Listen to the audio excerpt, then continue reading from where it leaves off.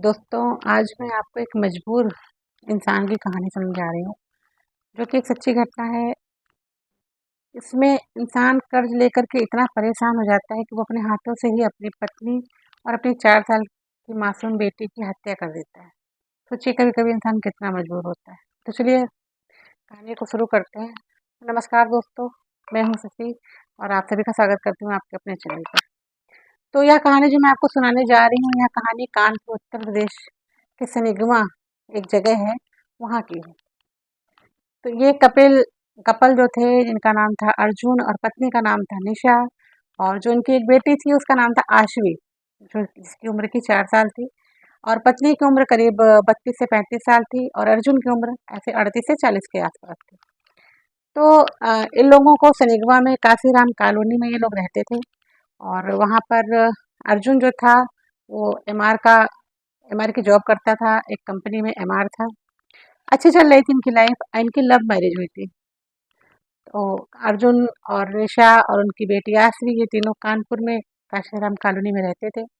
निशा जैसे कि बहुत ही मिलनसार थी, बहुत ही सुबह उठते ही जब दरवाज़ा खोलती थी तो सबसे बातचीत करती थी। अर्जुन भी सही था।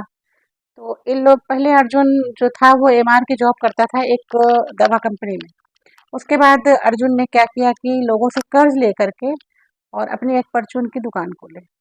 परचून की दुकान के लिए उसने बैंक से भी लोन लिया और लोगों से भी थोड़ा बहुत कर्ज लिया, और उसने एक परचून की दुकान खोली ये सोचकर कि परचून की दुकान अच्छी चलेगी तो अपना एक बिजनेस सेटल हो जाएगा, लाइफ अच्छी चलेगी।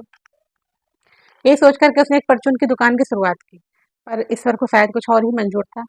हुआ ये कि उसकी परचून की दुकान भी अच्छी नहीं चली, और वो कर्जदार हो गया, बैंक का भी कर्जदार हो गया, जिससे उसने पैसे लिए थे उन सभी लोगों का भी वो कर्जदार हो गया। तो बहुत टेंशन में रहने लगा, डिप्रेशन में रहने लगा। उसके घर में पहले सारा सामान था, फ्रिज, स्पीकर, बाकी जो भी ज़रूरत की चीज़ें होती हैं, वो सब चीज़ थी उसके घर में।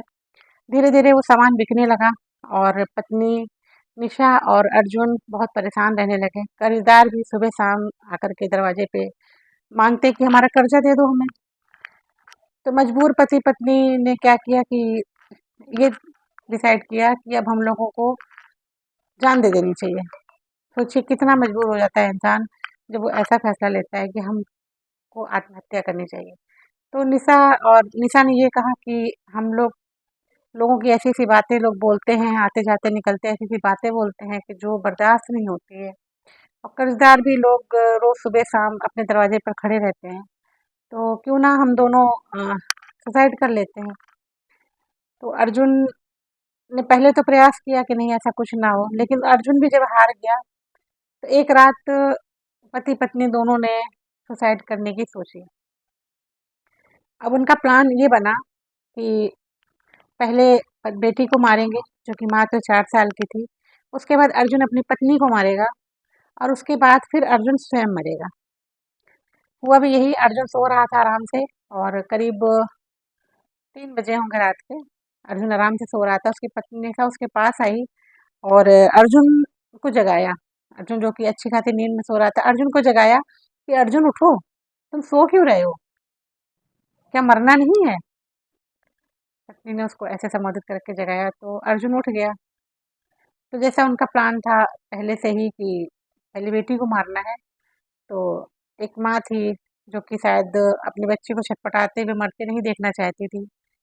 तो निशा ने पहले से ही चूहे मारने की दवा और कुछ नशीला पदार्थ, और जैसे भांग और शराब इत्यादि पहले से ही घर में रख लिया था, ताकि मरने का दर्द जो है वो कम हो। जब अर्जुन उठा और उसने कहा कि उठो अर्जुन, हम लोग को मरना है, तो सबसे पहले उसकी माँ ने उसको रात में ही बेटी को चूहे मारने वाली दवा दे दी थी, और अर्जुन उठा और उसने क्या किया कि अपने हाथों से अपनी बेटी का गला दबा दिया, जिससे उसकी बेटी मर गई। अब जो प्लान में तय हुआ था कि इसके बाद पत्नी को मरना है, तो अर्जुन ने पहले से निशा ने शराब और भांग लिया ताकि मरने में जो तकलीफ होती है वो कम हो। तो अर्जुन ने उसके बाद गला दबा दिया तो निशा भी मर गई। अब बचा अर्जुन, अब अर्जुन को मरना था। तो अर्जुन ने पहले जैसा डिसाइड किया था कि वो बिजली के झटके लेगा, बिजली के झटकों से मरेगा।